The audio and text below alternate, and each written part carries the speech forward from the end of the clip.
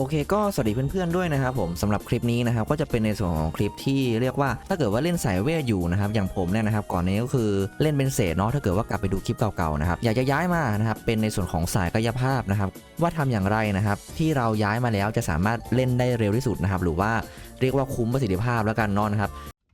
และสำหรับเพื่อนๆที่อยากจะเติมเกมผมขอแนะนำร้านเติมเกม ACK Game Top Up Center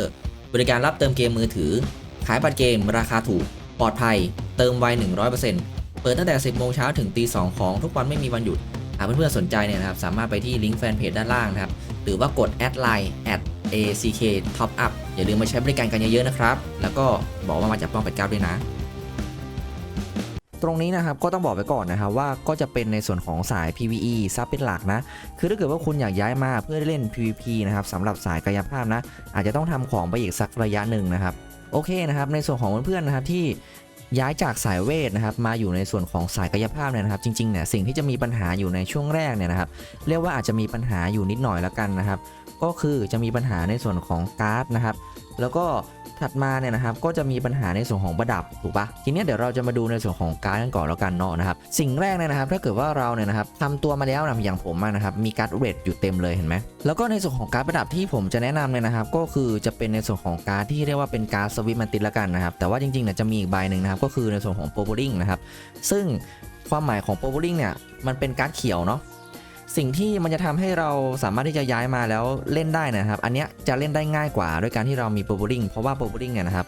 เขาจะบวกทั้ง P ดาเมจแล้วก็ M ดาเมจเลยนะครับถ้าเกิดว่าอัพเลื่อนขั้นไปเนี่ยนะครับสามารถที่จะให้ P ดาเมจนะครับอยู่ที่ 3% ได้เลยนะครับทั้ง P นะครับทั้ง M นะครับแต่ว่าข้อเสียของเขานะครับก็คือถ้าเกิดว่าเรากดไปที่ Preview เลยนะครับสิ่งที่เขาจะให้มาเนี่ยที่เลเวล15เขาจะให้อยู่ที่25 ADK นะครับสมมติว่าถ้าเกิดว่าเราใส่3ใบเนี่ยนะครับถ้าเทียบกับการ์ดตรงสายแบบตรงสายเลยนะอันนี้จะเป็นการ์ดเวทนะครับตรงสายนะครับเราจะสามารถได้ PDK อยู่ที่45เนาะก็ต้องบอกว่ามันต่างกันอยู่ที่20แล้วกันนะครับแต่ก็อย่างที่บอกไปนะครับว่าโปรบลิงเนี่ยนะครับมันสามารถใช้ได้ทั้ง2สายเนาะเนี่ยเพื่อนๆต้องลองช่างใจเอาแล้วกันนะครับแต่สำหรับผมทำเวทมาแล้วนะครับการที่ผมจะแนะนำเพื่อนๆนะครับในการที่ถ้าเกิดว่าเราเนี่ยจะย้ายมาเล่นในส่วนของกายภาพเนี่ยนะครับเราสามารถที่จะทำการ์ดสวิตแมนติดได้นะครับจริงๆแล้วเนี่ยนะครับมันจะมีช้อยอีกช้อยหนึ่งนะครับก็คือในส่วนของการ์ดเป็นการ์ดแมนติดเนาะแมนติดเนี่ยถ้าเกิดว่าเราเข้าไปที่ในโซเชียลนะครับแล้วเรามาที่ตรงนี้เนาะยูเนียนนะครับก็คือการทำช่วยนะครับมันจะใช้ 4,000 นะครับต่อสัปดาห์ก็คือถ้าเกิดว่าเราทำช่วยเนี่ยนะครับสัปดาห์หนึ่งเราจะได้1ใบเนาะนะครับในส่วนของการ์ดแมนติดเนี่ยนะครับเขาจะให้เป็นในส่วนของค่าสเต็งนะครับต่างจากสวิปแมนติดนะครับก็คือเขาจะให้เป็นในส่วนของเอจิทีเนี้ยค่าเอจินะครับกับค่าสเต็งเนี่ยมันจะแตกต่างกันอยู่ตรงที่กรณีที่ถ้าเกิดว่าคุณเล่นพ่อค้าปลาขวานนะครับเรียกว่าอาจจะเป็นความสนใจหรือว่าเป็นในส่วนของเรียกว่าเมตาได้ไหมนะครับก็คือพ่อค้าปลาขวานเนี่ยคนสนใจจะมาเล่นเยอะนะครับแล้วมันมีความจำเป็นที่จะต้องใช้ค่าเอจิเป็นอันดับ1นะครับก็คือทำให้เราเนี่ยปลาเร็วก็คือขึ้นอยู่กับค่าเอจิ2เนี่ยนะครับค่าไอจีเนี่ยสิ่งที่ถ้าเราจะใช้เนี่ยมันจะมีอาชีพอื่นที่เราจะสามารถใช้ได้ด้วยนะครับก็คืออย่างก่อนในนี้ผมย้ายไปเล่นแอดมานะครับก่อนที่จะมาเล่นพ่อค้าปลาขวานนะครับก็สามารถเอาไอจีเนี่ยนะครับไปเล่นในส่วนของการปลาขวานได้นะครับแล้วก็ถัดมาเนี่ยนะครับก็คือในส่วนของพาราดินน่ะถ้าเกิดว่าเราจะไปเล่นพาราดินแลกเลือดเนี่ยนะครับสิ่งที่เขาจำเป็นต้องใช้เหมือนกันก็คือในส่วนของค่าไอจีนะครับก็คือในแง่ของความคุ้มค่านะครับถ้าเกิดว่าเราใช้เป็นในส่วนของสวิปแมนติสเนี่ยนะครับเราสามารถที่จะย้ายมาเล่นได้หลากหลายอาชีพมากกว่านะครับซึ่งตรงนี้ผมลืมพูดถึงอาชีพหนึ่งนะครับก็คืออาชีพไนท์ด้วยนะครับในส่วนของสเตตัสเอจิเนาะหลายๆอาชีพเนี่ยเขาจะใช้ในการลด global cooldown นะครับสำหรับสายกายภาพนะครับตรงส่วนเนี้ยถ้าเกิดว่าเพื่อนๆยังไม่มั่นใจนะครับว่าตัวเองเนี่ยจะจบอยู่ที่พ่อค้าไหมนะครับผมก็แนะนำว่าการทำสวิปแมนติส1ดาวนะครับเป็นทางเลือกที่ดีเหมือนกันนะครับโอเคนะครับถัดมาเนี่ยนะครับก็คืออยู่ในเรื่องที่2นะครับเรื่องที่2เนี่ยนะครับก็คือในเรื่องของการแนะนำนะครับส่วนของประดับในส่วนของอันที่ผมเล่นเศษเดิมอยู่นะผมจะมีโอลิงโกฟอยู่2ข้างเนาะแล้วทีเนี้ยนะครับถ้าเราเนี่ยนะครับจะย้ายมาในส่วนของสายกายภาพเนี่ยสิ่งหนึ่งที่เราจำเป็นต้องหาก็คือในส่วนของประดับเนาะเพื่อที่จะเอามาใส่การ์ดนะครับแล้วทีเนี้ยถ้าเกิดว่าเราไม่ซื้อนะครับเราไม่ซื้อเราก็ต้องดรอปเอาเนาะแต่ว่าสิ่งที่ผมจะแนะนำเนี่ยนะครับก็คือในเรื่องของแง่ความคุ้มค่าเหมือนเดิมนะครับคืออย่างตัวก่อนแล้วเนี่ยที่ผมเล่นมานะครับก็จะมีแอดเนาะอย่างที่ผมบอกไปนะครับเราสามารถที่จะเอาเนลโรดนะครับเนลโรดอันเนี้ย มาใช้ได้นะครับ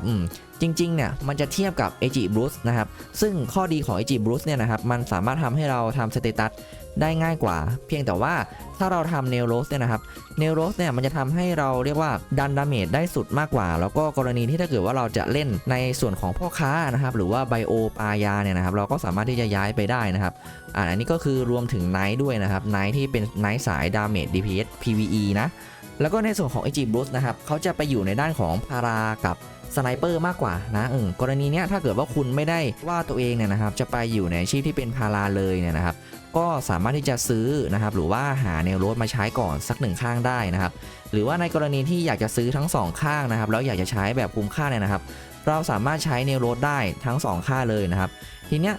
หลังจากที่เราใช้เนลโรสทั้ง2ข้างเนี่ยเนาะสิ่งที่เราจำเป็นจะต้องทำนะครับซึ่งส่วนหนึ่งนะครับก็เป็นสิ่งที่สามารถปรับเปลี่ยนได้นะครับเรียกว่ายืดหยุ่นมากกว่าการที่เราจะไปฟิกในเรื่องของประดับเนี่ยกรณีที่ถ้าเกิดว่าเราอยากจะหาค่าเอจินะครับเอจิเนี่ยเราสามารถที่จะมาหาได้จากการที่เราทำออฟแมวนะครับแล้วก็ถัดมาเนี่ยนะครับก็คือเอจิเนี่ยนะครับจะส่งผลในเรื่องของการหาค่า SPD ถูกไหมทีเนี้ย SPD นะครับมันสามารถหาได้จากการที่เรากดย่านะครับแล้วก็เป็นในเรื่องของพระด้วยเนาะเป็นรับพระนะครับหรือว่าเป็นการถ่ายโอนสเตตัสจากสกิลของบาทนะครับที่จะทำให้สเตตัสในปาร์ตี้ของเพื่อนเนี่ยนะครับเยอะมากขึ้นอย่างเงี้ยเนาะนะครับแล้วก็ยังมีในเรื่องของเซตของชุดอีกต่างหากแต่ว่าจริงๆแล้วเนี่ยในส่วนของเซตของชุดเนี่ยนะครับไม่ว่าจะเล่นเป็นสายสเต็งสายไหนเนี่ยนะผมก็แนะนำว่าให้ใส่เป็น try basing จะดีที่สุดนะครับเดี๋ยวจะยกตัวอย่างนะครับในกรณีถ้าเกิดว่าผมจะไปเล่นแอดเนี่ยนะครับผมก็จะทำเป็นในส่วนของชาร์ปนะครับที่จะมีค่า AG บวก SPD ไว้อย่างเงี้ยนะครับแล้วก็ถ้าเป็นแอดเนี่ยนะครับผมจะใส่เนลโรได้2ฝั่งนะครับแต่ว่าในกรณีของพ่อค้าเนี่ยนะครับสเตตัสมีรีของผมนะครับมันต้องบอกว่ามันยังไม่มีเนาะที่เป็น AG อยู่ทางด้านล่างนะครับมีรีผมเนี่ยนะครับจะไปในทางที่เป็น PDK นะครับกับ PDK เนาะแล้วก็อันนี้จะเป็น PDK กับ PDK นะครับอันนี้ก็จะเป็น SPD นะครับคือถ้าเกิดว่าเราทำเป็นสเตตัส AG ซึ่งถ้าเกิดว่าปรับได้นะในอนาคตตัวผมก็อยากจะปรับให้ด้านล่างเนี่ยนะครับมันเป็น AG นะครับแล้วก็ใส่เป็นเนลโรสนะครับแต่จริงๆแล้วนะครับในส่วนของสเตตัสของประดับนะครับกับสเตตัสของออฟแมวเนี่ยนะครับมันเป็นส่วนที่สามารถกลับไปกลับมาได้นะเพียงแต่ว่าในแง่ของความคุ้มค่านะครับก็ขึ้นอยู่กับว่าคุณเนี่ยนะครับมองในเรื่องของการที่จะไปเล่นพาราดินหรือว่าสไนหรือเปล่านะครับถ้าเกิดว่าไม่ได้มองตรงส่วนนั้นเนี่ยนะครับผมมองว่าเนลโรสเนี่ยนะครับเป็นตัวที่สามารถที่จะนำไปเล่นได้หลายๆอาชีพมากกว่าเนาะนะครับถัดมาเนี่ยนะครับเมื่อกี้เนี่ยนะครับก็เราก็พูดไปถึงเรื่องของออฟแมวนะแต่ว่ายังขาดอีกนิดนึงนะครับก็คือออฟแมวเนี่ยนะครับเวลาที่ผมเปิดมาเนี่ยนะครับเพื่อนๆจะสังเกตว่าผมเนี่ยนะครับจะมีชาร์ป5นะครับมิลลี5อย่างอันนี้เป็นเอ็มบูน5นะครับก็คือเราจะกดออฟแมวเอาไว้นะครับเราสามารถที่จะเปิดพรีเซตไว้นะครับแล้วเวลาที่เรากดได้ชาร์ปนะครับมิลลีหรือว่าเอ็มบูนเนี่ยนะครับเราก็สามารถที่จะเก็บเอาไว้ได้นะครับเอ็มบูนก็คือเมจิกบูนนะผมติดเรียกมันว่าเอ็มบูนแล้วกันนะครับพอเราทำแบบนี้เนี่ยนะครับมันจะทำให้เราเนี่ยนะครับสามารถที่จะย้ายไปเล่นได้หลากหลายอาชีพโดยที่ไม่ต้องกังวลเรื่องออฟแมวนะครับแล้วก็ค่อยมาแก้ทางด้านล่างเอาแล้วกันเนาะทีนี้เนี่ยนะครับก็มาในเรื่องของการปรับขนนกแล้วกันนะในเรื่องของการปรับขนนกเนี่ยนะครับในช่วงแรกของการเล่นในส่วนของ PVE สำหรับคนที่เล่นสายเวทนะครับแล้วอยากจะย้ายมาสายกายภาพเนี่ยนะครับผมมีข้อแนะนำนิดนึงนะครับก็คือในส่วนของช่องป้องกันนะครับผมจะใส่เป็น Justice นะครับกับ Grace ไว้เลยนะครับเพราะว่าตรงส่วนนี้นะครับเราจะดันดาเมจในส่วนของค่า PDK นะครับเพื่อให้ดาเมจนะครับมันทันสำหรับคนที่เขาเล่นมาอยู่แล้วเนาะคือส่วนที่มีปัญหาเนี่ยนะครับจริงๆแล้วเนี่ยนะครับก็จะมีปัญหาในส่วนของสิ่งที่เรียกว่าค่า P damage นะครับถ้าเกิดว่าเราเนี่ยนะครับเพิ่งมาเล่นเนี่ย P damage เราอาจจะน้อยกว่านะครับแต่ตรงส่วนนั้นเนี่ยสามารถแก้ได้จากการ์ดนะครับแล้วก็เป็นในส่วนของค่า PDK เนาะ PDK เนี่ยนะครับก็มาหาเอาจากตรงนี้แล้วกันนะถ้าเกิดว่าเพื่อนๆใส่ไป10อย่างเงี้ยใช่ปะทำเป็นขั้น10อย่างเงี้ย10อย่างเงี้ยนะครับมันจะได้ PDK บวกขึ้นมาเยอะเนาะนะครับแล้วก็จะมีในส่วนของช่องที่ผมใส่เป็นชุดนะครับถ้าเกิดว่าเพื่อนๆเนี่ยนะครับมีชุดอยู่นะครับก็เอาใส่มิกรวมกับเกจแล้วก็จัสติสได้นะครั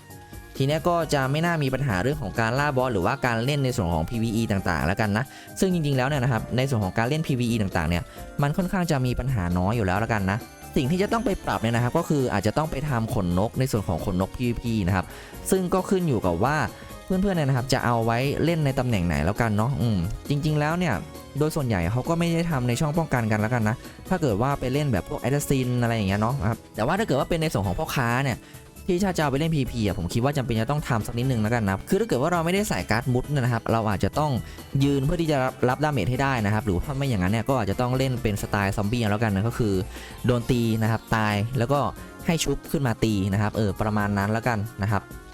อันนี้ก็คือเป็นในแง่ของการดันดาเมจสุดเลยนะครับซึ่งใช้ได้แน่นอนนะครับสำหรับการที่เราเล่น PVE นะครับและสามารถใช้ได้ยาวเลยแล้วกันนะอาจจะยังไม่จำเป็นจะต้องทำในส่วนของค่ารีดักนะครับถ้าเกิดว่าเราเนี่ยนะครับไม่ได้ติดดันยากๆนะครับซึ่งตอนนี้ก็น่าจะยังไม่มีแล้วกันนะนอกจากว่า TOC ซีซั่น2จะมาแล้วกันนะครับแล้วก็ในส่วนของอื่นนะครับก็ไม่น่าเป็นห่วงอะไรมากสักเท่าไหร่เนาะเพราะว่าผมคิดว่าหลายๆคนน่าจะเริ่มปรับสเตตัสกันได้แล้วนะครับแล้วก็ในกรณีของการ์ดนะครับผมก็จะไปเล่นในส่วนของการทำ3เผ่าไว้แล้วกันเนาะคือผมจะมีการ์ดเผ่านะครับอยู่ทั้งหมด3ใบอ่ะเวลาที่จะไปตีอะไรเงี้ยแต่ถ้าเกิดว่าเพื่อนๆมีการ์ดวัวเนี่ยนะครับก็ไม่ได้น่าเป็นห่วงสักเท่าไหร่นะครับซึ่งจริงๆแล้วเนี่ยการที่เราย้ายมานะครับจากเซตนะครับหรือว่าวิสัทเนี่ยเราจะมีแง่ในส่วนของดาเมจที่แม่งดีกว่ามันดีกว่าอยู่แล้วเนาะในการที่เราจะไปล่าบอสนะครับหรือว่าลงดันเนี่ยนะครับบางคนถ้าทำตัวดีๆเนี่ยสามารถที่จะแบกได้เลยนะครับกลายมาเป็นตัวแบกได้เลยนะแล้วก็ในส่วนของคลิปนี้นะครับก็มีเป็นประมาณนี้แล้วกันเนาะนะครับหวังว่าจะเป็นประโยชน์กับเพื่อนๆนะยังไงก็ฝากกดไลค์ Subscribe แล้วก็สั่นกระดิ่งด้วยนะครับขอบคุณมากครับ